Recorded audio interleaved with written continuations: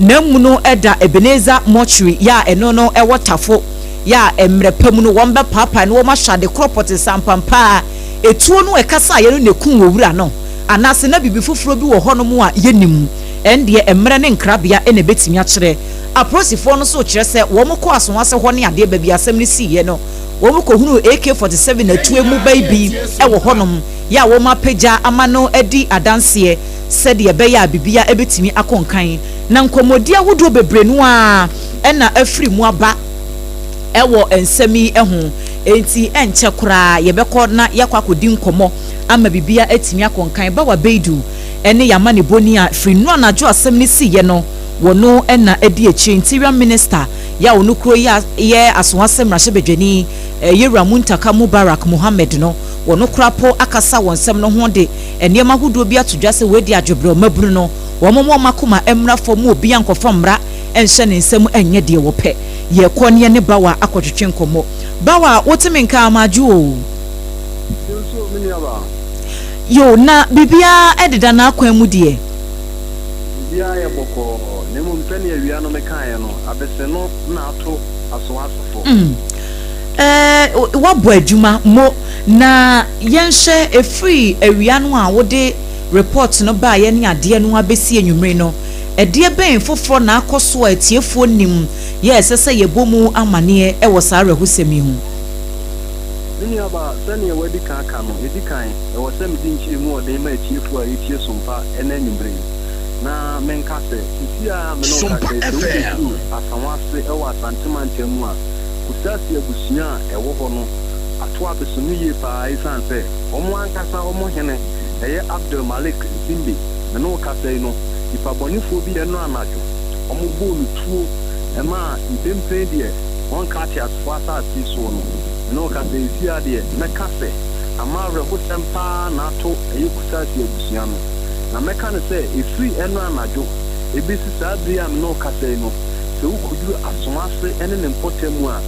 kuru meka se isi ade wewe akuru amanfo a wo yi pa ena afi so no kuru no isi ano se ne awia mekan no tension kakra wu na meka se isi awia no a me tonkra baaye no me tonkra na tiwie no ade ba ko a manwo esan si ye no se yenye nim se aba ni fe na wo se abambo sem a ewo potemu no omutumi agire mu pampe pa na no ena ka hu bi ma ye hunu se asra domo a omutete ka mu ena afi polisifo a chese ehyan a omutete mu nya agro a biaya afenisi ye a ye Abdul Malik eye misi na nim hotet potinya polisifo na ede barricade na afi omo bi ahoma ase eho nyina no abre no ewia no ametokra no no mu yi ni na ntina akoye se asrafo dom na afi de omo patrol ewo mpotem ho omo bom pempe so de be ya nipa bonefo bi ansan enkofa asanfufuru bi amanti na chese awia bremu besi sa bredi meka se bambo ho nsem ena disi ade wo kwa so asem ne mpotemu a agere pa ne di kan no meka se ye mo apolisipo ne afrafo abasupa yesan se efira no pamu a asem ni siye na na dubesi anopa ni anyimre nyina no omo bo moden se ombebo modern se branu bia no ombe patrol ona so no ombe kasa bambo ho se ebetumi afa ntampa efra nti se wohwemu paadia efri awia no a ba sa abre mu de bambo ho sem na ayere won potemo na meka se sane na ye keka se itisa lesem bokofo ntokwa sisia no akodu asantiman wura nimu a wo hwe fiesie no eno na jamani pabonifo bi epeso mo fa burunya ho ye ka kesa o ma ba be di enyama cement sa nanso we die sane ye ka no itisa ye die nyemra nifo ena yenye bambofo a yebetumi awura mu akohunu ne ewo mu ankasa meka se mini aba itinu a asemisi wo no ade ba ko de koduro mi hu ye pa na se wo so street no so a omo CCTV camera ni bi wo street na ja wo hwe video am de ba no pa ne kane no a se wo zoom kakra ko mo bo se CCTV camera ni bi si stores na wo mu si wo ne bi si ho ebetumi atwa afa dan na ni mu akosi afie ho so send your police for I can't now my ban or that's all who yes you know. You didn't say a back to the idea on the park of the system and says you want a year demand quadia. You didn't say the Pabonifua Umudi, say I'm Rassembino, and Yadia so to your form wedding. Now make us say. Send now one cast a woody carcam. A bear send me see if you are Bremois, Yanam Bonwa, Yan and TSN. A Bremu baby, I send me see an arm of Panuna, a Busiana Churchia, Omo Hena, Omo Chahwaja, Jono. Omo can say, and Yadia said, a year Abdel Malik, a year Zimbi, Nimuno, Omo de Baba as I want to do, Omo ye as she said. In temple dear, and Nadia saw the milk. Then your mamma, or my mamma, no more, and Ratchet dear. Omo babo modern say emuno omo babo modern so omo de bako eye boko esan say e ho nso no odi hene e wo ho nti anya de say on be san e de emuno e de aba nti pepram no ka say de ni aba meka say bambo ho nsem e de din e na boni bia nso ensi akire meka se kuro no asumdwe wo mu a bibia e koso kama nti zo di sami a ifi e brebe sisa brebe meka se mabuna wo hono atia futuo nkra MC MP na se enimdifo atu banyina se omo hwe se omo de mra be hwe omo nsem no ni nyina meka se mabuna wo hono obekọ no mu gyina baako mienu miensa asem ne de abo mpusa de nanso no ni omo nyina ka ne se enam se apolisifo afi hwehwemu asinti no omo nye bibia ebetia Ghana mra nti omo de ni omo ka ne se omo hwe ni mu se polisifo ebe yo madwuma se de ese ne fata nti ubi sami a eye kusasifo hene a nipa bonifo bi enra omo kobo ntuo no ni mu no impempre amlo ka se de omo de akọ ne kurom a eye Sompa FM mo ani adwuma bawa meyemfa wo ensi ha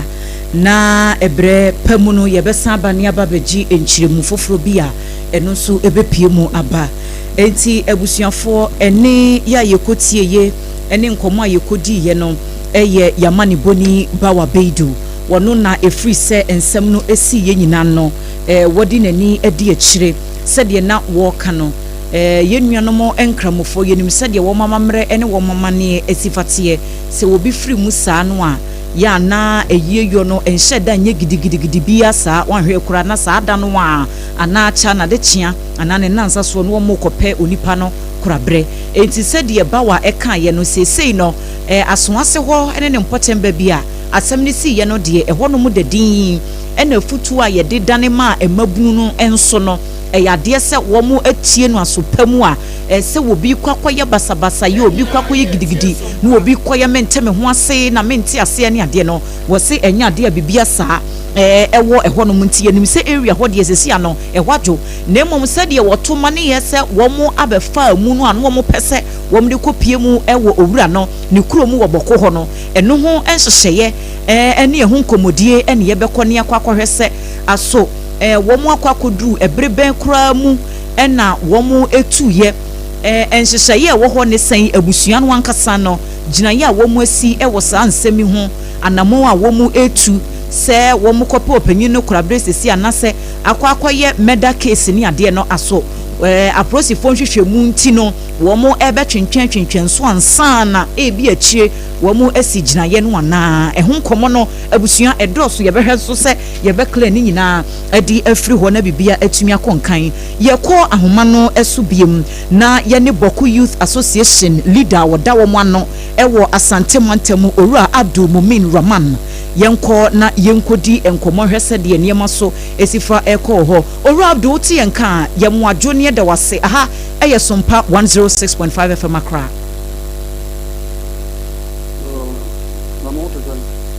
Ewrade adum ye ho ye gidi nso se mo nso mo ho ye na emom no ye mamo hyeden so ene yakọ.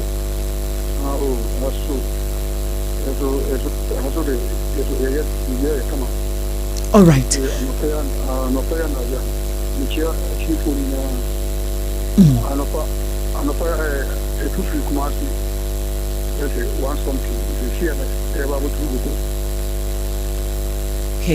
Okay. Ye de nyame asese wo de mu akodura sumdwe mu na mepacho yenim sɛdeɛ yenuanom enkramofo mamamre ene mamane esifa etie se wo bi free mu a ya na ne sie no entai enche pii mepacho enhyehyɛ bɛn asɛmi esie sɛdeɛ okasa makodu bɔko no enhyehyɛ bɛn ne na mo bɛn na abusua no wo mo hwɛ no wo matu de afasa asɛmi ho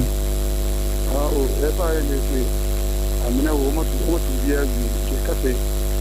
ya so na mano na ya sie na kyese enwumre ya enye sa okay yanko ye chikakra owura ya ye ka ne ho asemi yewura Abdul Malik Azembe san na wonim no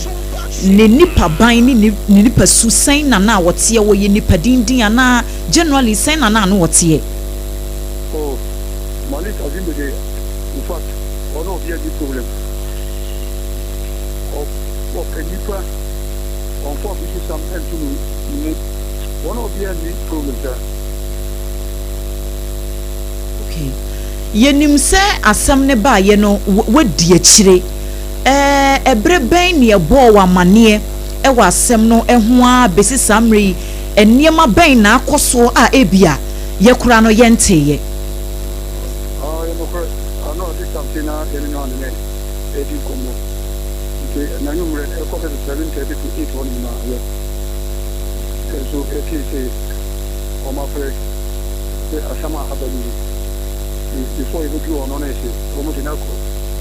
almost go to hospital ko na ese wa free ana ile no ko to ebeneza much ke ma paya na ja ano na gidi na yani original police command na ke 1990 omo ko ya ba fatwa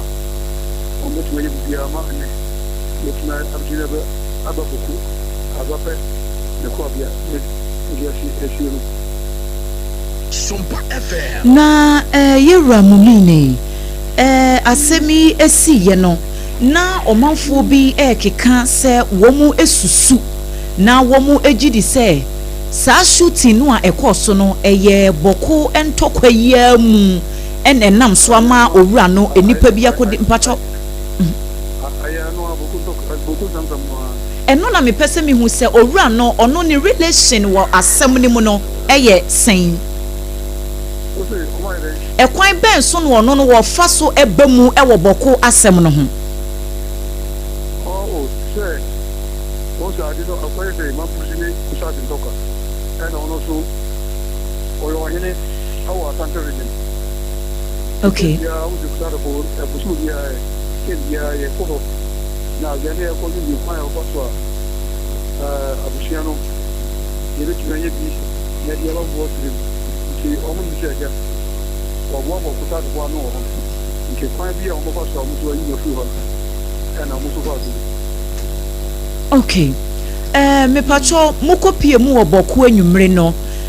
sen na environment no sen na ehonum sifatie bibia de dadin bambo ho asem bibia ye kama wo ho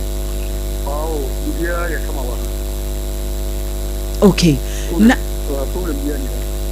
ansa na ye behye ne ye gyawa mo akonokora wadaruma yenim sa asem we no very sensitive nso e ba ye no wodi wani ehunu owura no na mu ni bi wodi wani ehu san ena na niema sifati etuo no muhu ba bi ye keka ye ne ade etuo no ekane yesabem hu na fu baby mi no na ekane okay ne sabem go no side or left side na fu ni kai baby mi no oh okay na isede wo kire mu se bokun sensem ya na akofa we aba no mo ya we say in the course of sa issue no yewura Zembe woni obi anya confrontation bi pen woni obi anya kasakasa bi anase obi kura challenge ni wokwan bi so obi bi ho ana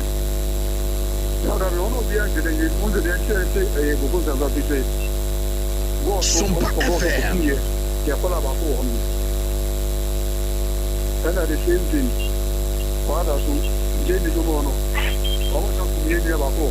ti we ne to the time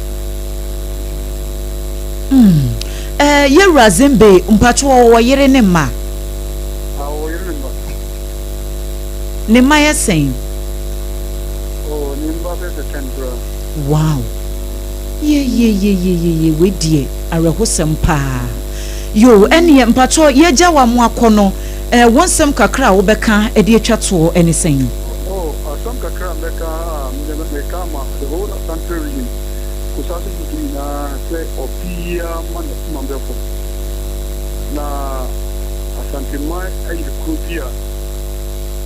data batanigo na nsi otu foso ya katena eura buko asam na Sompa ke mede ndetse bizuze obia mana kuma mbefo na yanga yamene otu fo na obia asam no kaza kokosi ni sande region o na yewu yenya antema yebia o ke eni kwase we ya bai nese kasuru da biyan tiase eso ewo ko reply and say emfa asubinba asantuma esa so tu for so yete ajuma na oji no ne dake e dia ningo asebede ebe kanu nese so nufi na obia nya butre na police ko su kusa omo ye omo ejomi ki nufi no nese so obia nya butre ma obia nya kike na fege police ko owura mumini ye said ye wo kan no ye hyese aposifo no hwehwemu no betimi awiase na bibia konkan we de ye begya wo esana reho ni ntine momade ba ko na twetwe aso a esi a wo manfo toma ne yesi ye mbisa ene se na asemu ana nkomo a efri boko ntoko esi wo boko de ba ne sen na Ashanti region ena eho asemu ba bepie Sompa FM. Yes, oh boy, study. And over here, away. And I became almost for both. Yeah, for the Colaba, for Mukuno. And all that came into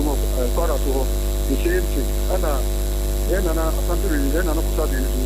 I'm not the same thing. Yeah, then finally, I will say, Santa was only a Yakupon, Abama. Edi hu bia be hye mumu ana ane ni titu ne munkrofo amowo Ashanti region ho na ano ina di bare something na eni na ne na se no ni sa di we ko no kre aha de ni na e mi asa yo na me kola ne mo mi na mi tu ko se mo bi en ko ye ba so okay owura mumin na wo kan bibi kan wie na yemfa wonsi na wo kan bibi ana oh sir something na say they you na me advise okay obia nya ko nya ko otu fo asamu kura no ana police ko so omo ano asame ba yo omo anda omo nya bere a omo ye yuzo mo ki nya ko na ma ye ko se ya so. All right.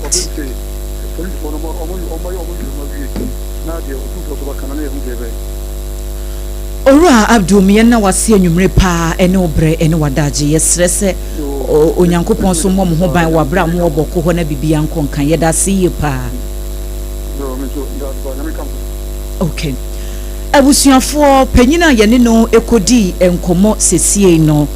eye Boku Youth Association panyina wodi omanim ewo Asantemantem Owura Abdul Mumin Rahman enti yakasai de yewura Azimbe Malik Abdul ya wono eye deputy Ashanti regional Kusasi chief a enipa bonifo bi ekobo ni tu enra no ye de namu na kopie mu ewo Boko ni kurom ho ya achese wo kiremu a yetu amena ne kora dada ya amamre ni amane nyina wo mo eya enanwumre yidie wo mo ebehwe no wo makata na chikura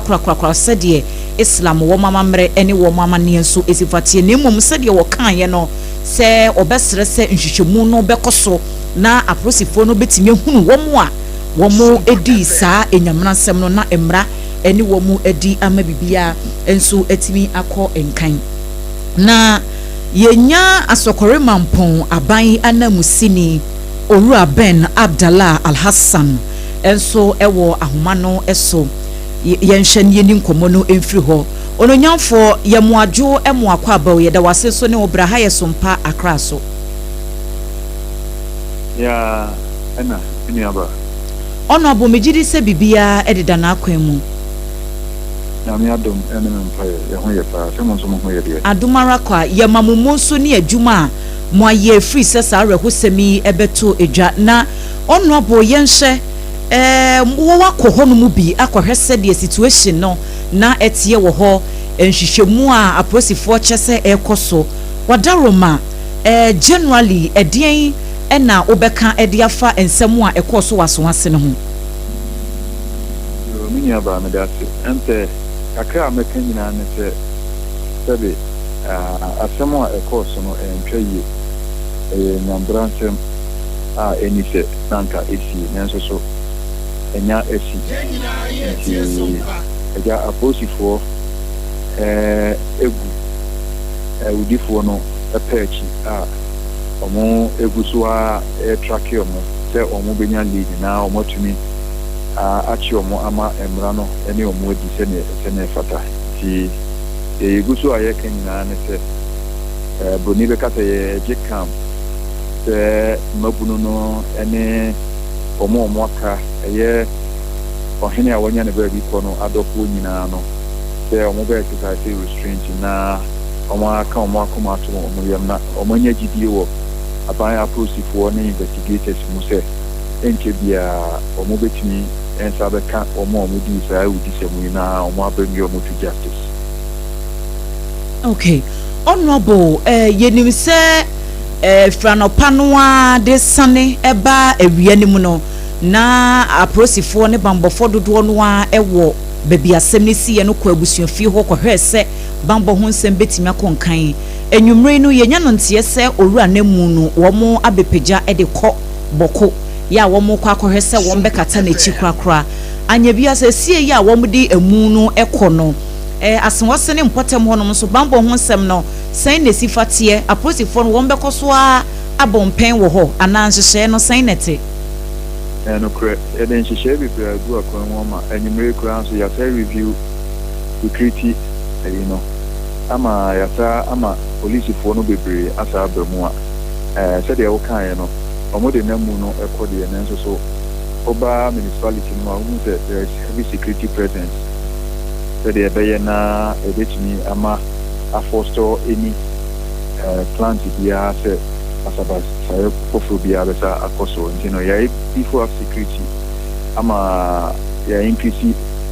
security patrols no so wo be dia said e be na e be ma security presence no koneni yo yenim sa bambo ho asem de ne kese pa no ye aposifo no adwuma ene wo mu a wo mu din hwehwemu no animu nanso yenim sa wakwakwɔ ye mansi krache nso bambo ho nsem no music fo so mu gina mu dendenden ya na nima bi etise na asem ne beba ye bedi ho nkomo ye beka aposifo beba beka wo mu de ye hwehwemu nso issues ne bebre wo ho no mu a ye hu said de ade no kura ebekɔ akosi wadaro ma assurance ben na wode be masa wo outfit no say music fo na kache nso collaboration no a ne bambofo no ntem no sen ne sifatie se de be ye beboa na wo mu a wo mu di sa nyamra nsem no ye betime hunu wo mu na emra ne wo mu edi yo close coordination with RESEC in the music and a fire rashiko sino ever assess situation no that them be kan eno na just time incident ni si eno a the frame district commander Emma ne de emrantie koko Emma echo assess situation no Emma report on a parents also music and so koko and we are in close coordination and collaboration with RESEC na ya make sure say you bet me and sabe kan mo say dem be kan no na enhwehwe mo nso so akoso na emperor and say bi omo di sa de no yambran sem no so edi no Sompa FM. Yo, honorable, wabo adwuma na ne krakra mu yeja wa mu akono yenim se asoase ne asokore mampon honom no ho ye zongo area na zongo honom so ya na niema bi sei so ekoso a ya na ni wodin kakra yenka ne saa eni wodin kakra wo ho ne ade motimi ahye se emabru no wo musem akasa eje kan mo de enso se bia obi be sore na wakoye gidigidi mentime ho ase bi e wo honom no bibia deda na akwa mu a yenhu bibi saa wo ho yen sisi ayaye ne yo bibi ese bibi ada na fa I mean a security issue and security which means the security situation eye e wo municipality so eno na give bibi security the security you know any bibi na we can say but ya from there say ya issue of adequate measures there a bit me apostle anything like that and in situations like this so captain also play a part and I say a rule any youth not so in common appealing through media not so as well the communion from one common so normally we see that affected parties mean assurance and after resuming investigative processes said the service needs to more about and almost make calm down and the amount of assurance that the investigation is not possible and the SPD of the process is very rare with me ama justice at me and you know it was a GDA my said you for the video no more remaining calm pending the outcome of the investigation. Honorable ma yena wase anwumre pa ene obre ne wadaje yedase abusuafo ene ya yekotie sesie no nkomo ayekotwetwe ye no na eye onunyamfo Ben Abdallah Al-Hassan oko asokore mampon mensini no emu a wono ene aban krachi panyini ye wo honom no wo kyerese emabunu no womo abo womo anoso akeka ensemu esese womo kagu wo masom sede be ya ebetimi aboa na bambo ho nsem no etimi agina brane ewo empotemo yenim sede na medi kan se ye kans wase asokore mampone sa area honom no dia zongo communities no edoso ye papa ena honom so ya na anu odin takase ne niema bi etete sa no eti we no so wo ahwe na wo man tototo niema yi a wanhwe yi a na yebeka si o ajo nso yo ho a obeti se yesi bibi fufuro bi afuma banti sede onunyamfo no ese ye no bambofo nso yire niema mu pa okoye Facebook page no eso a ye di videos ni nyina edi egu ho opanyini no a ye boni tuo emani film no ne abusuafie ho wabra wo mkọ ho ne nkomodi ahodo bia nso afiri ho aba no videos no eda so egu hanom a ubetimi anya bi ahye ye kaiwo se ye hot bite kase bo a ye di afiri Sompa 106.5 FM Accra eba enono na Leicester Company Limited for ya womde ya toothpaste ene ne brush abe dwaman so aboa amo manfo ese ya bo ho ban no womo ena aso ya sene ya yede ensem no bremubo rubber bi etonton bibia no ampacho obenya ya toothpaste ene ne brush ni bi ato time herbal mixture enso eye tridie duro tetahwe nu ato na untimi ne di obesore wa aposo na eye wo ya ne ade no a pachonya time herbal mixture ni bia ebeyini na de afri ho HH mixture no ene ne capsules no so ye ma wo mo a empamu agudie no enhyedan konkan enfama wo ba bia etonton no bia me pacho benya bi ato Techno Spark 40 series eno na the latest phone in town ye di tree street ye di gi ye din na eboa ma ye video taking any pictures no bibia tumi akonkan Techno Spark 40 series ne de eye slimmer eye stronger sparky everywhere ukita kura enye ose de bibi ekura ewon sembora womo Techno Ghana shops ahodo no nyina emu me pacho ubenye bi na wato medima for herbal center sebra no wonfa time ento yade no so doctor say kidney yare e na beto so wose ye makra de ye moso wo chema e wona so ye ho diabetes prostate ho o how momfa no nyina enkoda Dr. Time da so ewo enkranpo kwose mayura na se kumase agogo wo ne aban school no na edin hwanimu na ensem no de akire eba na edoso ne nyina eye hot bite news no na yede ebremo na bibia atimi akọ enkan ye dane ye ho na fe ensem no yede nkae no ato so mo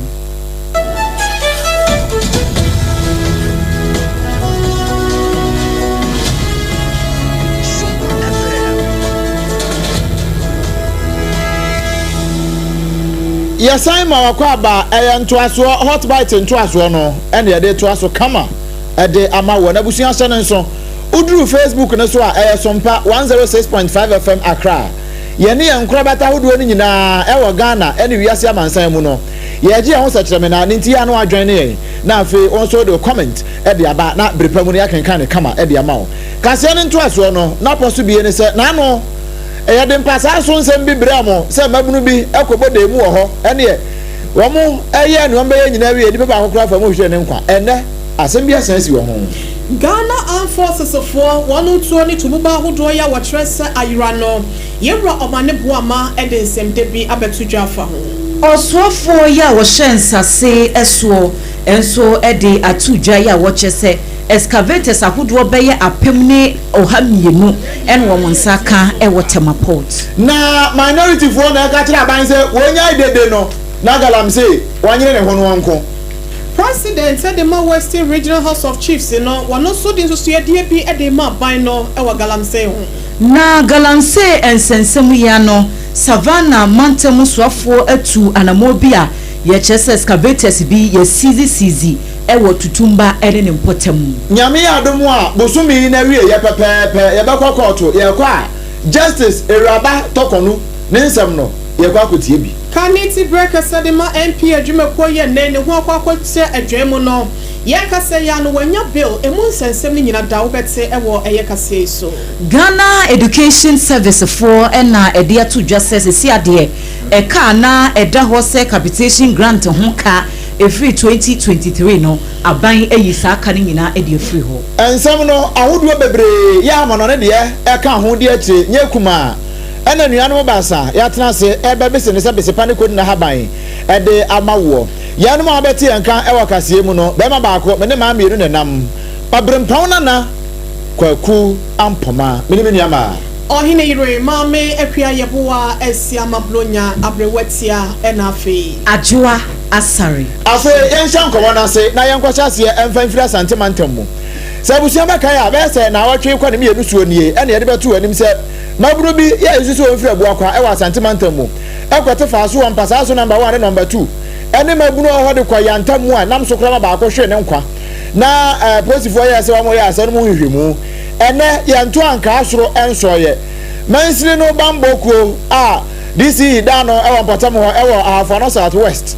wa mo kwa tetena kwa ya wa mo tiasa asam na buru won so sanse mabunu bi a wa mo betimi afire bu akwa ya hokran kan hafo ano mpatam ho no ho na won baba hafo ano na esa akwa te se district war ene won ekwo no wa mo tiasa asam no buru won so ewa dissect wonu nti won mo tabiri asam no e de akoma santimantam mu bambo gina tukuo ya wa mpatam ho ya soafo ya mantam na no da no no wono wonsonso mu enu amunya asemu hwemu na mpanin se ne wo kwa atan ne wo ba atan ya na ne ogina ho ne de ne atentodo ya ma ne boni Ebeneza owusu ansa wono na sampotam wo nyina wodi wo hene yenko busa ne sa so ne ye won kran ya tinie sa na asem no tia na ebe ma ajo na apom te say mo ya won kran hai ne ayatia ne se dai sakefo ase asem ne buru won so no nti wo mu tabiri e de akoma red check no mom aba baji asem na kantan wani ase sa na tie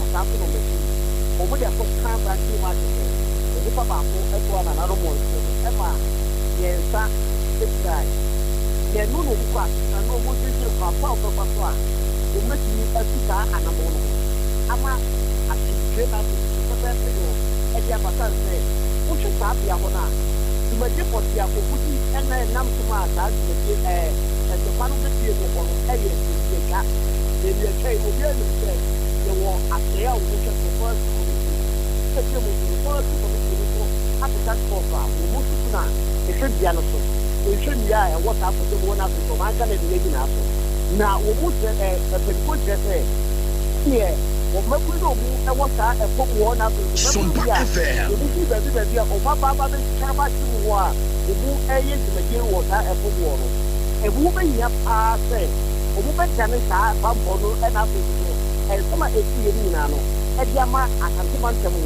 abɔbɔfoɔ na afei nso mpanyinfoɔ mu yɛ asase mantam so kan sɛ research no ti aso wɔn kyerɛ sɛ apolisifoɔ a wɔn bɔ ban wɔ ha no ɛyɛ adeɛ sɛ wɔn mu fa paa sɛ sɛ wɔyɛ apolisifoɔ dwumadie na wɔn mu di wɔ ha so na mmienu ɛna saa apolisifoɔ wɔ mɛnsin mu no wɔn mu ti hwɛ soɔ ebi ti sɛ ahafo no south west saa apolisifoɔ no ahafo no south east no apolisifoɔ ɛhwɛ so ɛna wohwɛ mpata so hɔ no so a baabi a akɔ akɔtɛ no ɛwɔ no so paa sɛ sɛ baabi a wɔn kyɛ no so no ɛkɔ kɔpie mu ɛwɔ gyinagyini ɛna afɔ so ɛsaa bɔ bepie mu ɛnso wɔ akima mpomua akima mɔbɛgya ɛkyɛ sɛ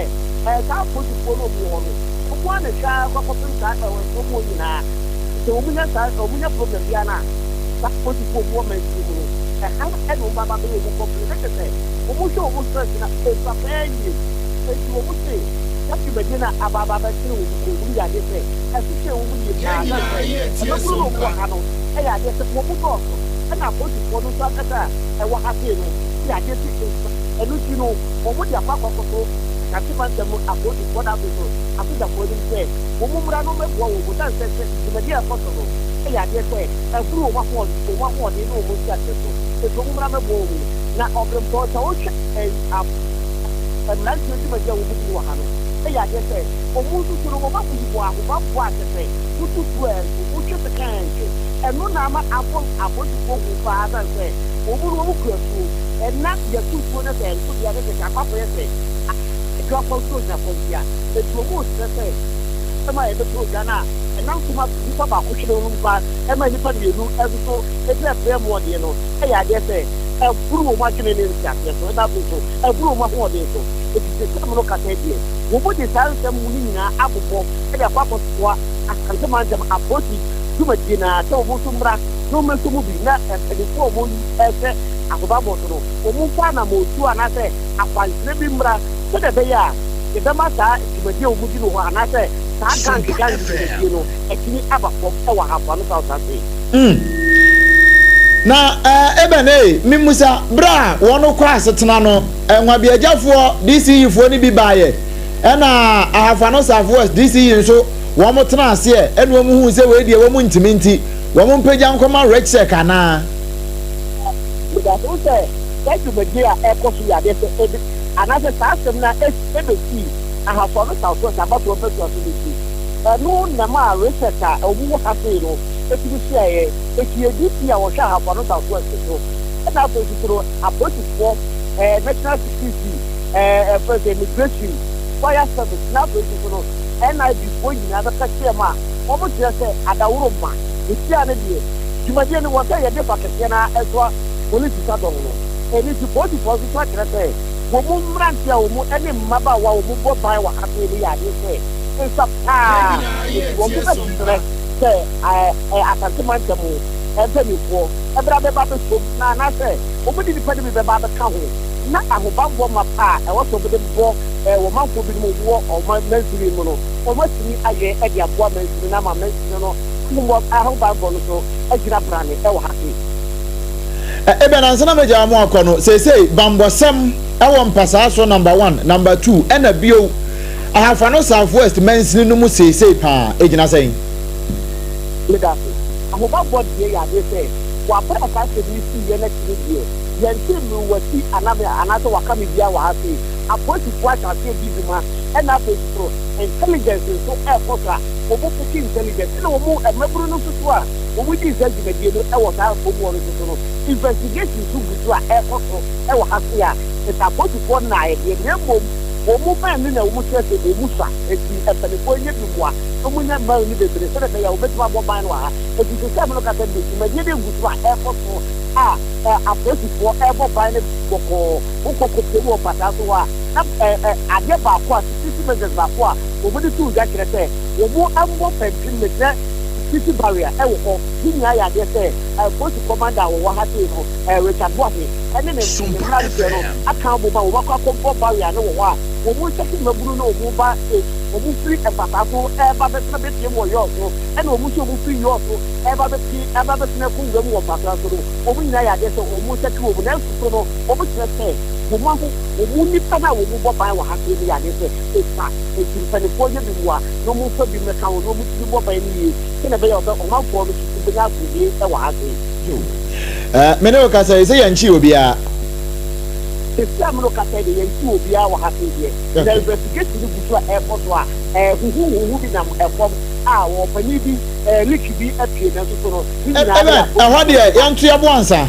sɛne yɛdi kan di nkɔmmɔ no wɔakyirɛ hɔ no yɛni kan to yɛbo wɔ tape no ɛlikie no yɛbɛba ho later ɔho nti wode yɛmfa nkɔmmɔ nkonkɔn ha ansa wei no ɛyɛ kagya bi yɛnka no yɛnya no no mfa nhyɛ mu ansa kyiri yɛbɛtoa no so wae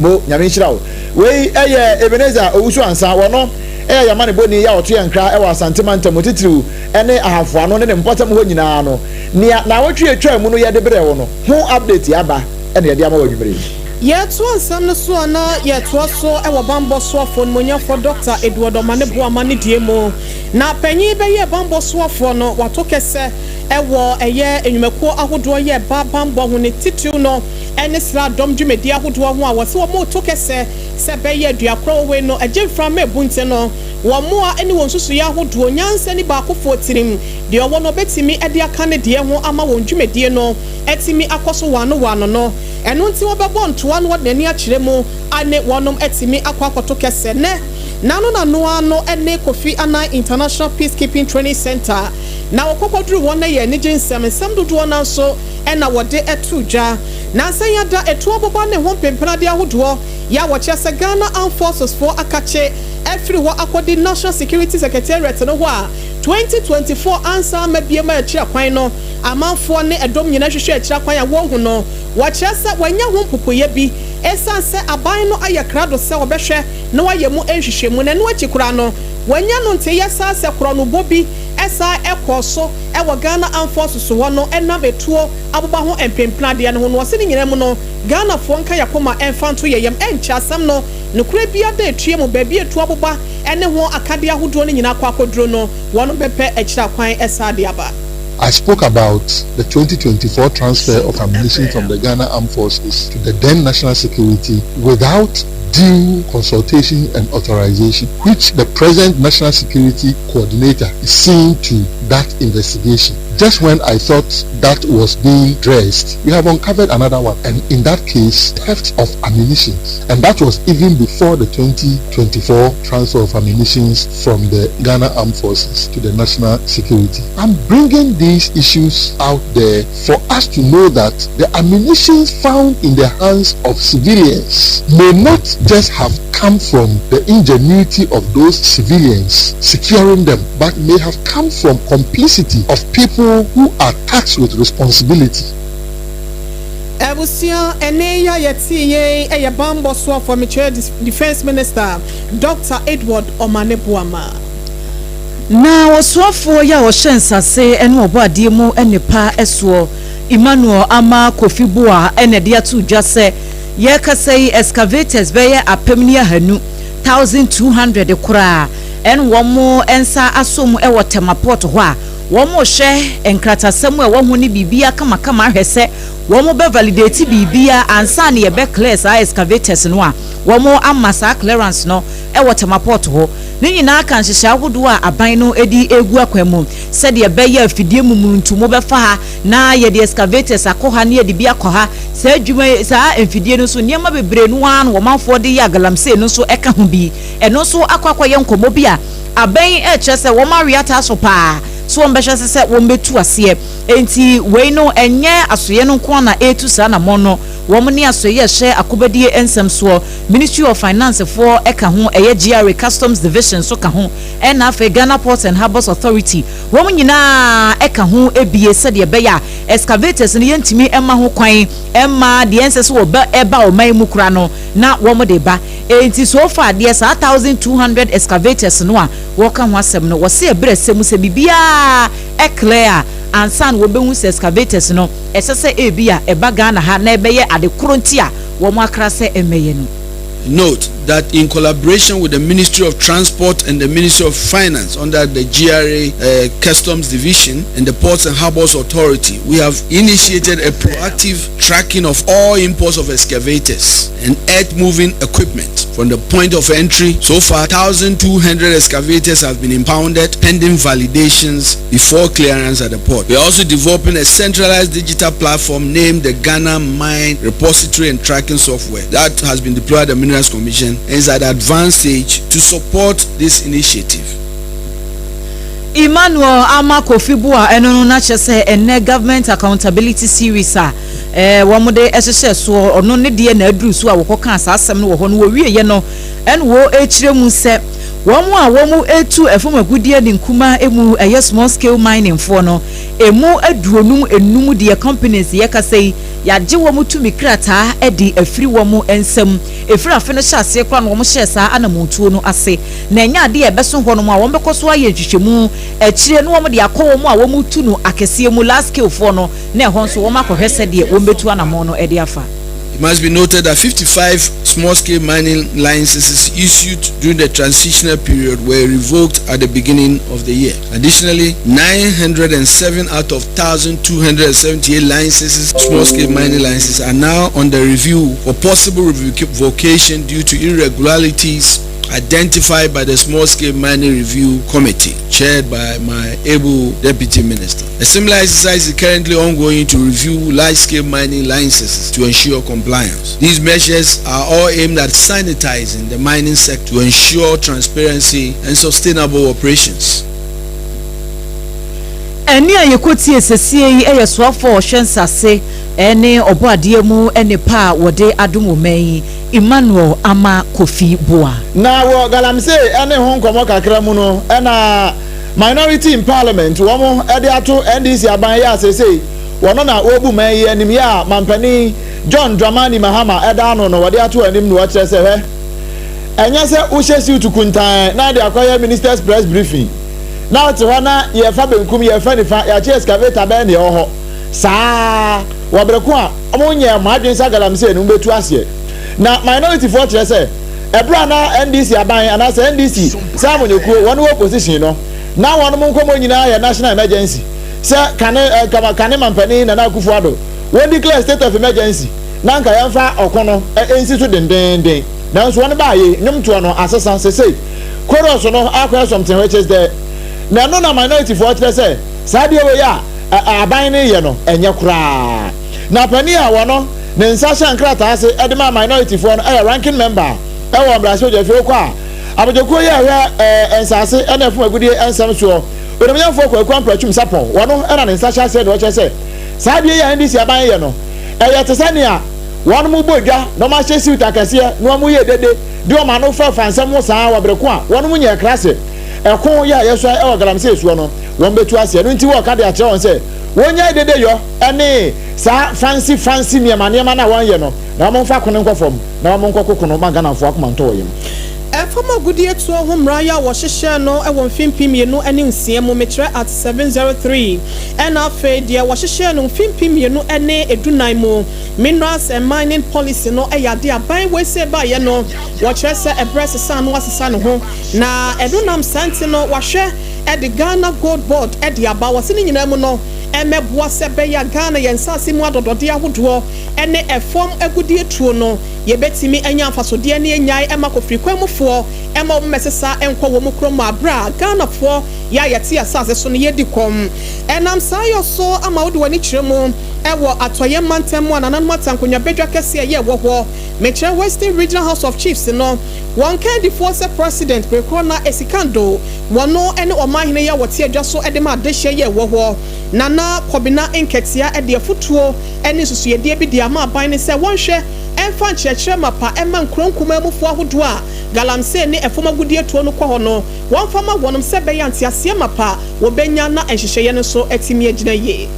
It will be a huge step towards resetting the communities. People come here and they say that the Western region is the richest region. Richest in what? In poverty? What incentives are there for communities not to enter Galamsey? What incentives? Oh, don't do Galamsey, don't do. But they don't say anything. What incentives? These are the challenges Fortunately for us, this is the first time I think we've had our own son as the Minister of Lands and Mineral Resources. And we all want him to do well. And it's our prayer that we can say that, during this man's term of office, the country was reset. The Western region revealed its riches. We can go to, what has Goldfields done to Obuasi over long term? We all go to, and the roads were so bad. It was unbelievable.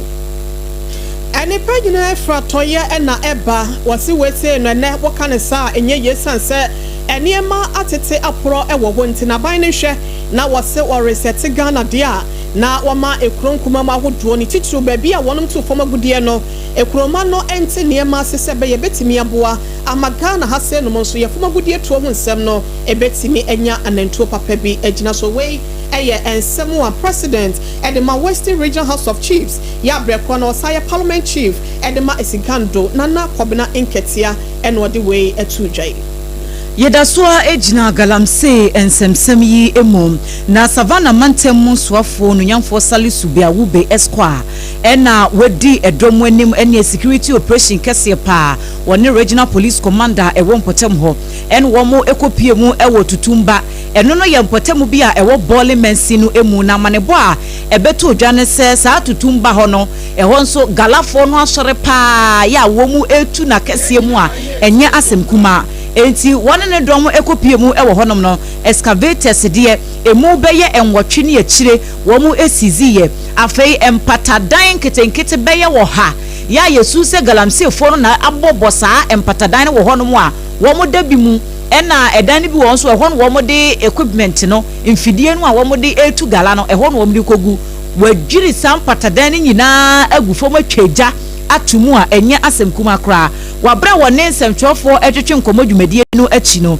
ene wode ato da wo kire se aban yi esoi kon ewo galamse hu na yeka omanfo enti no wode obeka se mra nya adwuma wo Ghana ha nemu meso mu a eho no ena obehunu sanse ye kire mu ampotem ho de black and white voter no enam sa galamse nzenzemi hunti asensuo ni nyina ya me ho asem akwakwa bibia wo enu nti ena osoafo yi etu saa na mo no. We've been able to get about 8 of the machines immobilized. As at now, we are making arrangements to pick them back to a certain common place. But some of the operators, after they saw the security, they were able to run away, but we are still pursuing them. And this is not the only operation that we are actually doing. Many others will come. The fact is that illegal mining is something that is abhorred, and we shall not allow anything of this sort to happen within our territory. The government supports mining, but if you want to do mining, you must go and get appropriate licenses, use the appropriate procedure to be able to do mining. But if you are engaged in illegal mining of any sort, that is actually a killer, most especially the use of the said heavy metals in the work that they are actually engaged in. So abusianfo ene ya yekoti esese no eye savana mantemu swafo Owura Salisu Biawube Esquire na efri Salisu Biawube Esquire so a na yeso ya lawyer ni ene ya nkokọtụ nkọka law nkomo ni bi na ya kokọtụ a high court ya wankran ha ya ene yegina yi be se ena kakra ni chief justice asese yesi won fa na dwumadie no won fa nkonkon ho kakra ansasan se aban si osu se niema awoye no emoa matentre ne enkoso no nti won fa na dwumadie no enkonkon ho kakra no in fact woni attorney general aban lawyer pani wonum nyina agina court ya ene asem no ayatwuma mentwe pa na wasansemi mu ena chief justice maame Eraba Saki Tokonu Gertrude Kennedy ni ho wono wagina court o tire se sa legal ansesaya no a wo mo ahye se wo mo twena sensan no straight na se be ko straight pa wona akwan so pa sa de nya de a wo be penenti no wono dikan e de akokota ka kire court no se nka court no entwa sa process no mde yi no kra free wono wontwam eno ena court yi ko ye wa ne watieti wo mo nsem no ama attorney general akọ ede ne nsem nyina akọto nanim ama ma metokonu enso de ne nsem nyina akọ menam so kra ma court no hye won mienu nyina se wo bia nsem a wo turo de baaye no won fa sa nsem no soft copy ensan emre court no na court no so enfa nto ne website no bia hunu se ampa wo mo baaye no ma ka nsem ye pa ene wa ye ne nyina kama eno na court no kwa aseta no chese no kre sese ene date kra ye sen 23rd aka na nanso pe na busumi ye ne na watwe pepepe na say busumi we book of MBC or na busumi no da etwa to e wo busumi mu no eno no de ahye say si wo betwa mu o se wo ntwa mu o e ho no de examination eno nti wo ka e de attorney general and afa kan chief justice and as chief justice and adwumadie no sense e form kakra no wo ka chwo mi nyina sa abre ne du a wo bia fa ne mra nimfo emra court na wo metie nsem no send your court ne be ka de akosie si wo betwam se wo ntwam ni nyina ya atwan da etwa to e wo busumi mu no e kwa akwaji mu nkyere mu na yenwra mu yenwra kisi ajaben special prosecutor e wo mayi mu na wadi isi akantama wiabo nyina so asa no so de egu so semfa ho ne de besie bia no wo behwe na wono mu akro no bo wo faketa hyepo ya kankane dream de kwan so ebo wo mayi no wabre won dwumedie asenam sayo sunte no ene empanyimfo dodo na ne titru ni abandadamufo no na wo twe wonom ewo abo so de ne de abeda bedwasre de kotofofo ya abeda nso mu kura no yewura Mustafa Abdul Hamid wono na kane no yeti breakers chief executive officer at the National Petroleum Authority no ye kase ya no de a watch sika bese 280 million Ghana cedis de a bese fimpimienu ene aduonu mienu nkosi fimpimienu ene aduonu nan mu no woni enipa ofofo bese edu ye nwemako akese bi ka won ho no wonom so ayebukata de afa Ghana fo kon ho na asemi nam so ama wo twene nkonsa ama ene ye kasei wanya bill na bill a wanya no nyo no kwa ne nya ye wone afoforo miensa bi ya wo mo eka ne ho ya kyasa wode wani ekiremu ewo na kachi apanyi pa ya no no eye ne dwumedie ewo ho wendi waka ne ho na eno achi ne kurampo no sa wode wani kyeremu coordinator de no ye ntotoye ewo Unified Petroleum Pricing Fund na wono so eka ho bi Jacob Kwame na amoa na enipa miensen wode bese 2 million Ghana cedis ene de ato obi etini so wonom epe sureties bese mienu obia ene de aba na nipa no wo kyerese one jebo so mi akatua kura no enye 5000 Ghana cedis enipa fofofo ya eka wonom ho nyina no ebi ti sa Albert Ankra Isaac Bensa Bridget Bediako Mensa ena afekwaku aboaje akwa wonom nyina so 2 million Ghana cedis obi etini so ade aya kyekere ade ase ne so na yesi wo mu nyina no wo mu eye no na nya se bi o mafo mu ho adi ene na wotwe mienu bia no mo fo mu ho emra mekere wonom se wo mu akasa e wo mem ase nom wabra ehwehwemu no ekoso na asam no wonom etu ade akwa akwhye bosomi aye ba besim no agaz bosomi de to so aduonu ensia ena wonom ebesai atena asam no so biem na ehwehwemu no ba bia akwa akosie ne ba bia susuan de bode hu befa ne nyina da wonom ade aba beto bedwasre de nti ye hyembo se asam ye ne de akire pin kurampo ne beto form ewo ho a ye mfa nkame ye tiefo ene yahwefo adofo Ghana Education Service Eternity our friend GES womo ebo amane se Ghana aban sesi ade wetimi aboa na eka huduo bia na abuburo ade aguho efiri afimpinu eni aduonu miensa 2023 besie na eye capitation grant arrears no aban no acclear sa eka no nyina ade afiri ho ensamtwofo nkrata se ya GES fo ADPA edwa enewuku adai en wo mu ekire mu se sa sika ya aban no ayi ade afiri ho no se no kre wawe ataso so pa se wo behwe se suku ho ne ade tua ho sensem wo Ghana ha de wo mo ebema no agina brane na capitation grant na ye ka ho asem no eno ye source of funding bi a aban no ede boa public basic schools no eye infitiase schools ahodo ne tichu ene aban de no saa sika no boa Emma ye toniema hudu eboa ma adesuane ade kire choko ne enkrata de kirefo no ebe yusu ene niema hudu obi ese ye repair works bi wo schools ahodo no emu a saa grant no ne boa emma empenifo ede schools ahodo no ano no wo mutimi di dwuma no na se aban tua ne ntemu a en wo so benya ne ntem na wo mu de bia di wo mu dwuma na wo mu kire se free 2023 besi enne ya yekasanche se efie mienu ne ya kire nie saa grant no emma enti eno na afei na abewei puma kwemu a aban no akotua saa eka no nyina ade afiri ho na GS4 enam saa enkrata iso ebo asoye hye humesua Ministry of Education wo maba so pa ena afa asoye hye sikasem so Finance Ministry nso sa wo matimi akeka niema asiani na afei no wo mo atua saa aka no ade afiri ho afei adekirefo no mpanifo ade schools ahodo no ano headmasters ne mistresses fo no so wo mo se wo mo da mo ase pa sɛ mwenya abotre mfie mienu ne akyire ne a emma no still na uko school mu a ye kyerɛ deɛ ye bibia pepepe entie no so wo mo da wo mo se na ne kura mu na GS fo sɛ wo mo awiata so sɛ wo mbekɔ so ane mpanifo ayɛ adwuma sɛ deɛ bɛya wo mbepagya ehumasua ensɛm ɛwɔ Ghana ha na wo mo se wo mo si ha akyia Ghana fo pii na afa wo maka kyerɛ aban sɛ wo mo da nase a ebi mra biem abusia sɛ comment ne maaya join ye wo Facebook ne so ɛyɛ Sompa 106.5 FM Accra Sompa 106.5 FM Accra na fa comment ne bra na afa yankenkan ne kama emfa ema wona yegusu gina enwumasua nkomo emu de yankoto aso emfimfimfim mantamu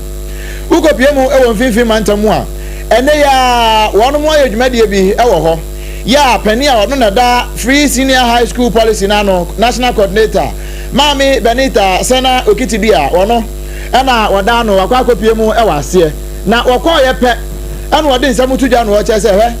abaya ye ne obeye bia ama ankrankra secondary schools a Ghana ha no wode maako aduosia aduomagu free senior high school ne so ye mo nsam ma abaye share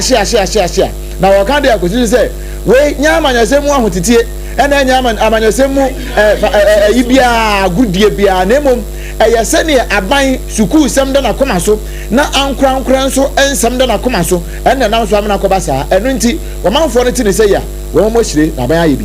For years the idea of including private senior high schools in the free SHS initiative seemed like a distant dream even to the most optimistic minds, but I am pleased to announce today unequivocally that the government of Ghana has moved this vision from the realm of aspiration to the realm of action. In a bold and strategic move, the government has commenced a pilot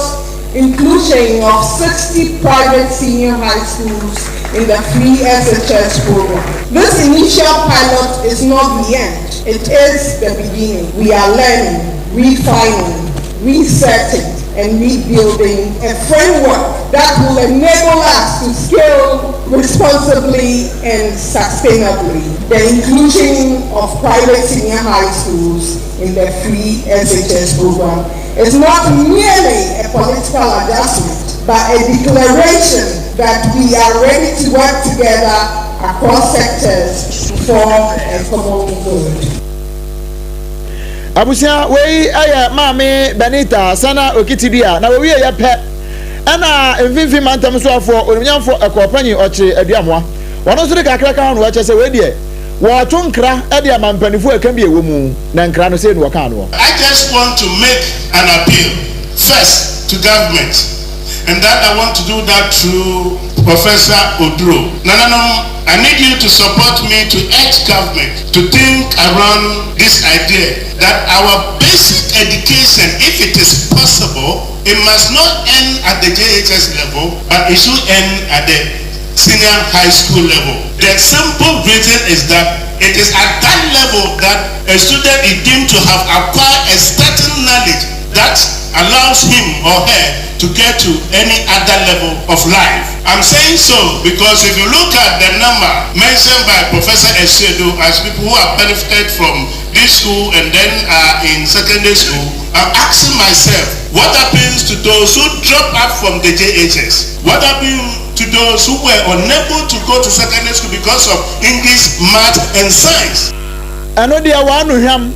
been more because of English, math, and science in tea. Adanya one pass mass and so no cry logarithms by Juma Crow by logarithms one fan ya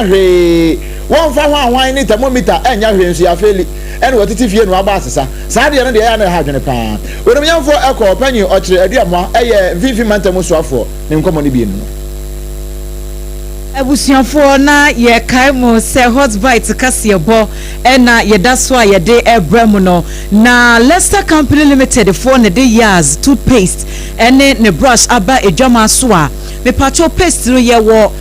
whitening ye wo total care na afa ye wo herbal eti dia wo pe bia ye o favorite no utimi ekokojibi ebo se no ho ban obo hormo twitwi ne sia na moja ba ne ade a se sia no ya azaba enti sa o ha no esese wuyi edi free ho woni obi kasa na wafe wo si nyina na oni nipa na kasa wo se so fita kama enti wo pa se de adwoa memede bia ya meka ne se meme combination no wo de white ni twia no pa eno no wo pia bonten aha na enwumre wo koda wo de herba no ana total care no atwi se no wada be sore James bia ni nuane bia ho eyi ni nyina edi afiri ho me pa tro ba bia tonton bibia no kwa wo so pe yas toothpaste ene ne brush nenso no bristles no ye wo ho ne ho ene ye wo de emre pa enye de odi twitwi usi adedenden no obi hye ne dem kora no watis wo bi twi ne se sa ne ma no se si a eni ho biem enkranfo ebe fra 0501 619588 0501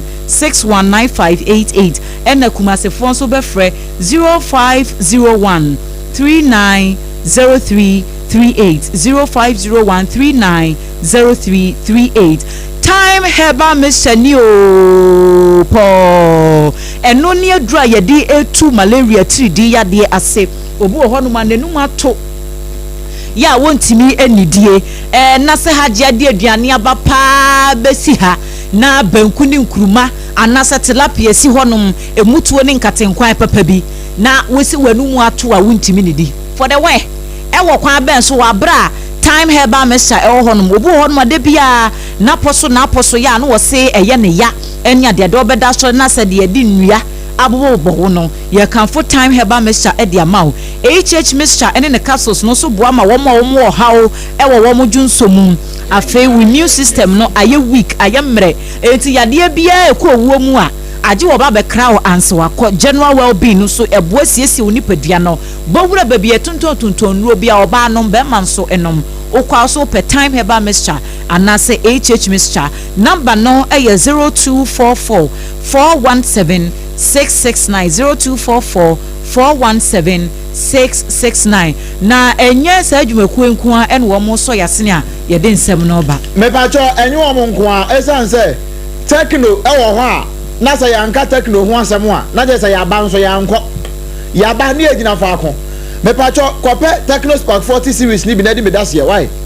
sani etie bia obeta wanum sanse no any phone papa ya wunya bia ebe solve problem nyina sani etie bia fa na sa sanse wunya techno ni bia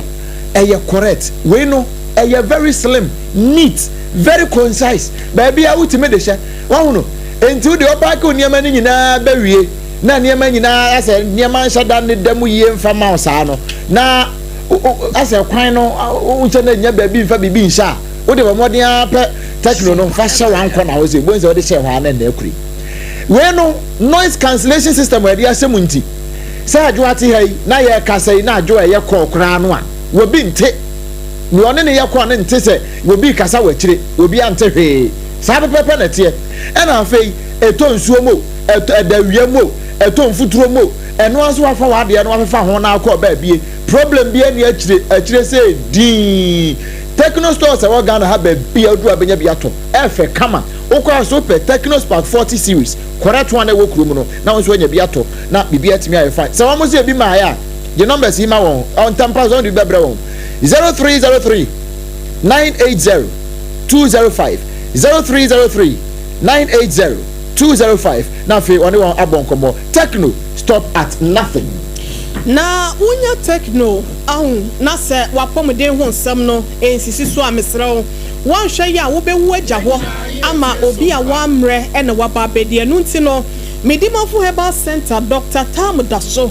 wasa wonyale wa ahodo ni nyina da fabla ne clinic ho na wontimi entu ase emfama ebretia bi ena wode ema wona doctor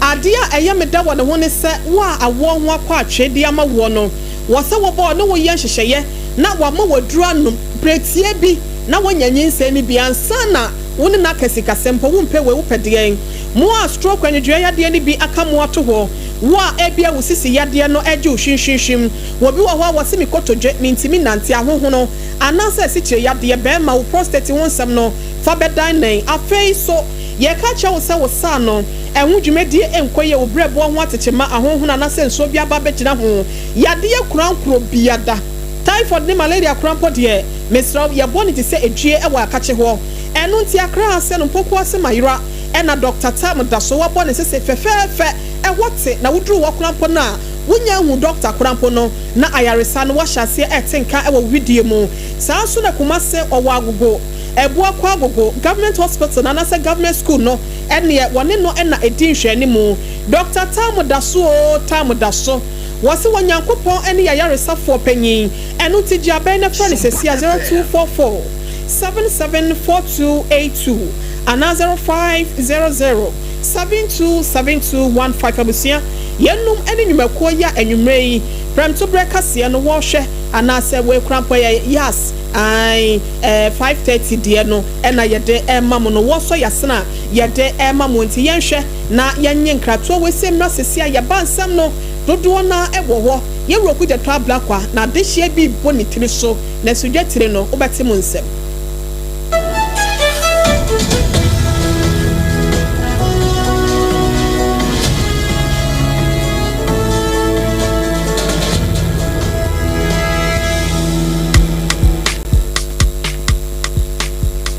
Kweku, minim sawa yeshe. Mekra manane. Now so ebony show one embasso. Malehon sepeno. Ebony condoms comes in different flavors and available in all pharmacies, chemical shops, over-the-counter shops, and pubs. For bulk purchases, contact 055-230-0075. Ebony condoms, Ghana's most pleasurable condoms. Make it worth it. We got peppermint, strawberry, vanilla, chocolate. We got peppermint, strawberry, vanilla, chocolate. It only the view is a condom. The condom mulia then it's not on but Hey medo edrano pa wutimi to boase etwitwiwsi o ado na so ni se me de yas toothpaste and the brush and the twitwi mesima menya homka senti na ye bokoyi na me die me all time favorite yas herbal toothpaste and the brush aboa me amasesei menum nso a enwunu anasa de ehia me semfimfim me biem na won hwasa mesi aye fita asasrecha homa na et brightens yas whitening toothpaste and the brush and the midi hwimese enti na wo se afei na yas total care gel toothpaste and the brush ne die ebo wo se ho ban demu ne nyina ema wonum ye sham. Oh yes, and Crotrodo, Yas Herbal, Yas Whitening, and the Yas Total Care Gel Toothpaste, and then the brush. I was young chamfa. Some more peduo 2 a 1 crying ha. For Leicester Ghana Limited, and was 050-161-9588. Leicester Ghana Limited, and the Yas Toothpaste mo ahodo, and then the brush abejaso abeboy. Midimafo, Pokwase Maira Accra, Midimafo, Pokwase Maira Accra. Midimafo Herbal Clinic Accra. And you want here, passengers a gumi kaimu, a hona do na aircraft. Hey, and this Accra and put away a demo. And ya demo ampa. The said here, Atlantic International University, America Memo, about Dr. Dujanfi Babasu, honorary degree as a professor in biology in herbal medicine. It is said here, Ayarisano, I am more. Oh, Mr. Minim wife, your copa war. 1 year, 1 city. Need send the 2 months and 8 years. Miss me connection and said, I'm going na a sakakra. To say what Pedro Mama or them connection. What about the crow? Stroke so dear. What found small. Just say, I did you who any dear Siano. Yari Bia Tatia, ever Dr. Tamdaso and so. Diabetes, hepatitis B, prostate, hypertension, malaria. Yari Bia. Kumasi say, oh, opposite government school. And then Krahanso, Obepim, or Pokuase, Maira Kwanoso. For a doctor, 0244-774-282. And that's 0500-727215. Midimba for Herbal Clinic. Woodima for Newa. You can call it Slim Macho. May you spark anywhere you go. Oh. Ghana, why you ready? Say, obey a Guyana. My Yanadi Joe. A Techno Spark 40 series for cra. Abejamas. A Joe. There were more style. There were more spark. Sleek, classy, kaish. Screen is Sukama. Check. Battery no one. Nessa chance check. Crystal clear AI camera. Edible phone ya ubechucha. Ube posting. Triple check. Super fast process. Edible games however. Who's streaming, who's snapping, who's slaying, and they were flexing. You can call it Slim Macho. Technospark 40 series. You get them out. Omo bold, trendy. Aye Gen Z. And what be bien to me so memory of mommy. And about long lasting battery techno is your plug. Yen in tempted. Bora techno show bia. And I did a bia ejina too. I will Ghana for nenye. So one north south. So what east west. Abrebiano obi wo hodima. Minina board. Edda for. Idea Grana Wood, Technospark 40, AS Slim, a Budge Monte, a Sparky Baby Beer. Ubet my friend, it was 030-3980-205. And I said, follow our social media. Techno, stop at nothing. Kweku, minim Sawayeshe, Mekramanane. Now so Ebony show one embasso. Malihon Sepeno. Ebony condoms comes in different flavors and available in all pharmacies, chemical shops, over-the-counter shops, and pubs. For bulk purchases, contact 055-230-0075. Ebony condoms, Ghana's most pleasurable condoms. Make it worth it. We got peppermint, strawberry, vanilla, chocolate. We got peppermint, strawberry, vanilla, chocolate. It only the view is a condom. The condom only and then it's not on but the double does support as a condom. Yenina ye tie Sompa.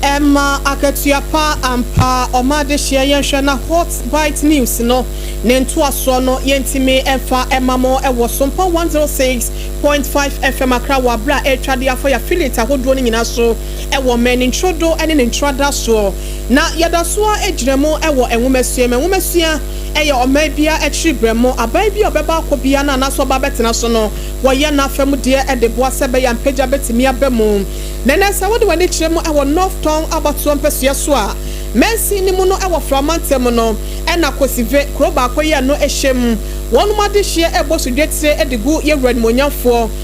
Samuel Kudeto abrakwati sa da Roma baby adune de wanhwa afa ne ho anyima sede niema ekono enteso nko a enante akade ne niema ebetimi aboa ama primary school year no ewo mpotem obetimi afa ne ntampa efra no abo wonom te sede Johnson abo akokọ na school no ba committee ya wonom hwe entotoye so ewo ho no panyipa ya wono ejina mu chairman de ma wonom Yera Oscar Bako wone sentrefo edinkita ho echrechere nsem echrese na kwada no enua ene abase ena wonum gira wonim se won so de opabe eni dua so ntinkura ne sua de abehu se tem obehu na se premne ne chirebere na nkura ne bi ebuarade yenkotie bi mlaare. We lack infrastructure, especially our kids are learning under the 3 times snakes fall and they have to be running helter skelter. We have a minister, a foreign affairs minister, in the person of Honorable Okujeto Samuel Ablakwa. We are really appealing the communities on the knees. We are crying. You should come to our aid. Face this situation. It doesn't speak well of the community, let alone to talk about the position we all engage. The school is really located by the road, just like Ole Soyinka put in one of his poems. He said just passing by. Passing by people also see it. These benevolent people, they also just passing by and they saw the conditions and then they just bouncing. Decided to inquire whether this is real. And it is not actually a story to tell. This is real, the condition of the community. Honorable, once again, we are appealing. The community is appealing. Oman suafo ya wono hwe ye ne abano ne ho ekita hodie ne ho nsem so na wabato mpesua so kosive school ye wo primary school na se yete enua ne abase pade we enka kasapa efa ho na wudi bre krampa ekita wono egu ho finti no wonhwe na womeye bibipa bi enfama wono we chairman edema kosive primary school no school management committee no na yetie no Yera Oscar na eno echi no ena awofo binom so ejine mu wabla oba ye friend Edith Gape wano so ejina awofo ni nyina na mu ede adesre sei eto opanyine dia wo kan ye so se nkola nso mu choice exam na mu choice se start petit se ya o nyina mbepo o ma kofi and I have one so your bill was as a month. Ya kasa ntime ya ye meet wo hwe me fa ne say free pay for her yanga sana ya ye project union project wo ko no ai dia ye pavilos now emma omo enti ye pa government e chel say omboye acho ye MP so e pa na cho so ombo Mr Okujato Abrakwa na ye MP Northton e pa cho edina eda man wo area mo se togbe wo gbeji no e pa cha e pese o ma e sa edina enkoso e wa ha Northton Abusia nia yate ne nken eye awofo no bi no ma me edit na ejina wonum nyina na mu a wode adesrede we say e maye na ye wato ansem no so e de afiri ha na ye ko benkum a nyame ya adom eda chena na oman foto sanfo no yamfo kase la to fo sen wo ko nyina mra se odafie na media budget review no wode akoto oman ni nyina anim eno nam so ama ya ba from montre so ene Ghana fo bebre abonkomo emi abusa won sa so edian pa ene wo hwe anim ede afiri budget mu ye hwe anim ni se o ma ye bi o ma ya ade ye ka so munya ade ane ye bo ma ya ade pa I expect say o mo ntene ma no so ma te so de ye mba ya no ma ye bo mo sa ante so ma ye na petrol so mo ante so kakra ma ye ena tu asa on fa se pe mu kon ma ye e ma ye godo mba ye ni pa be ya no ma ye ne nka so munye mo ye bi pa ma na ye kwa agi ye nsem bo mu ko so anye de chance e ma ye mu dada ya so mu dada kire say 6 months na te so be 4 years we 6 months na kwa no better than 8 years it you so him say petrol better so case can so on better so finance minister say e chamba de te wo ko read ye we say o mu better no ma so ama ye say ye be ma de no ma bo de pa de ya we say o better no ma so ama ye say wo mo pama de ne ma bo de pa we ye Ghana fo bi ne a wo hwe animu e de afiri wo chena budget ya ekokenkan ne ho abusiafo yetoa ensem no so na mensini krache ewo North municipal assembly no eyononyamfo Akwete Agbo wono na wode sanitary part secure yi ebie enye ne doso puo na nya asem kuma de akọ St John's Grammar Senior High School ya eno ewo enkran hase de be ya desuafo no nso ntichu ema no womo ebosumi akwantu ho nsem wo betimi abo mo no se desuafo no bebre ho no mo a enam ahokyere ne ade ntino pa de kura no wenye sika no wantobia na sebe wode ne ho kwakoma be ma no ne na de rough se de be ya ono so kakra bi wo betimi anya bi na bosom ne so a ebebo anu nti ene secure yi womo kukuru no se tam e de kọ ho no womo wie ye no opanyini e de nsem kakra eto yenim. The head teachers, the head mistress that will be in charge of this sanitary part, please, we are begging, shouldn't take this as another business opportunity. Please, we shouldn't take this as another business opportunity. There has been a report that even workers in institutions are taking food stuff meant for our own children who and self. This is wickedness. So if we think about our girls, please, this sanitary part, not even a single one, I'm repeating, not even a single one should go to somebody who doesn't deserve it. We shouldn't try to sell it. We are building Mother Ghana. We are resetting Ghana. Any ekotie ye North Mensino MC Yawadano Honorable Akwete Agbo na ye de kasebo no kowie ewo amanone na ye kwa amanone a International Court of Justice no etnase no womo e de atu dwase afimpinu eni edunkro 2019 no enkrofobia no womo ye law student womo de nsem bi ebedan court no se climate change ye wiemu ensachira ye ho nsem no e ya doso ewo ewiase obu ohono mu a ebi aman bi anamo bi obetunti na edin susanso boni ewiemu kwanso abre wo man foforo nti se sia no wo te wo man mu na hwese ebi a wo man bi etu na mo bi a ede climate change bi ba emwa wo ho kwan se udi nipa no ebe kokot enti obi a wo ho kwan se obetimi de ne fellow country akokot efa climate change nsem se de be ya bibini a obi a betimi anya na sumdwe no anya ne bambo na na court no ede sa ruling ni ba ye no na sa law student na wo mo de asem ne kodan court wo mo chese wo mo ni agiye papa wo be da Oba Facebook honom a ene celebration no na enye asemkuma kra emfonyinu no ena egu honom obetimi enya bi na wahye eno so ena ye gina na ensema hodo a yeboa no ede besom se hot bite kase yebo enwumre no yede ni nyina esi amamode yede bai na de di mu akoti ni bi ene se Ghana Education Service for Obama ne se aban car no wode eye capitation grant free 2023 no se si ade wo ma clear ni nyina Yero Dr. Manebo amabambo so afon so de nsama betu dwa kyerese kro no bobi akoso ewo etu ahodo ye no ayira o Ghana amforce so a wo di akiri etu no ira no ebi kwatoto ye ewa mpasa so na wo mo kyerese we ebro mention no so ntu am de koma red check wo ma to aso afiri ho Lands Minister dia to just excavators by 1200 and woman saso mu e water port a wo mo ye nkratase mu hwehwemu ansana wo mbe kla wo makle President Edema eya toye mantem na namata konwa bedwa kese no enso edensam eto aban nanim se won hwe no reset Ghana dia enkron kuma ba bi etu afumagudie no woma ebi enso onso ensam no na ahodo bebre e ka we no mu ho e na yede ebesom wo na wono mo so yasene e ma yede bre wo no eye Leicester Company Limited wo de Yas toothpaste and the toothbrush e be dan yen kama pa e na time herbal mixture and time HH mixture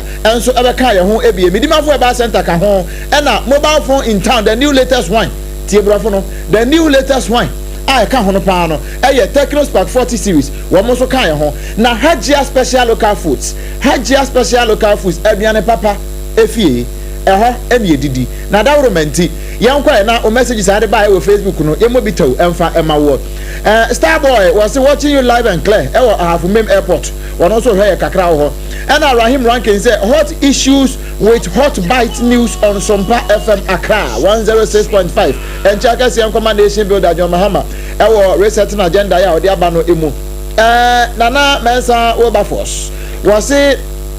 good evening na terrible news of the day may the Kusasi chiefs so rest in perfect peace nemo mo gidi say na CCTV camera ebo compound ho enti suro bi ani akiri asem bi ani ho afi master planner junior Edifrican Tampo was say Ghana is moving into a ditch enti President Mahama edi ankura na wo ya Ghana edi ebe ankura asemnie edi anso no we master planner junior Edifrican Tampo ba no engineer Shamaba was say kana man bani akufuado enti wo ho ena MPP collapse won kan hwe ne de ode baaye enso eno no na Mr. Donfe edi bia ba wa ha Mr. Donfe me ba mekan wo de no we Akosa Emmanuel was say good evening Sompa FM Mama Adwoa Asare you are doing great work pa Nyankopon no mo na wo nhira was say wo nhira pa na ya fa ne nkra ne bi ekoma apam Sompa FM Accra was say we ye King Star what if from Kranza anti Adwoa me de me sonkra me de amao was say won so je fa koma apam say nkranza fo wo mu tie pa yasum na afa na madru Mr. Donfe de no so was it Mr. Donfe suit ewo esu ye bo a Kumase na won ye bia mu ma se wo pese wo te Sompa branch ni bi ewo esu ye bo a ho se be ya obi a behunu sampa Mr. Donfe suit bia mu a na ese Sompa FM Accra won so bia ne branch ewo esu ye bo a ne de ode aba enso eno no Ewie ebusia yede ensem no asi Adwoa Asare enemidin mene Oheneyere mame ekua yeboa asi amabronya abrewatia enafi Obrempong na kwaku ampoma yede obi bia ase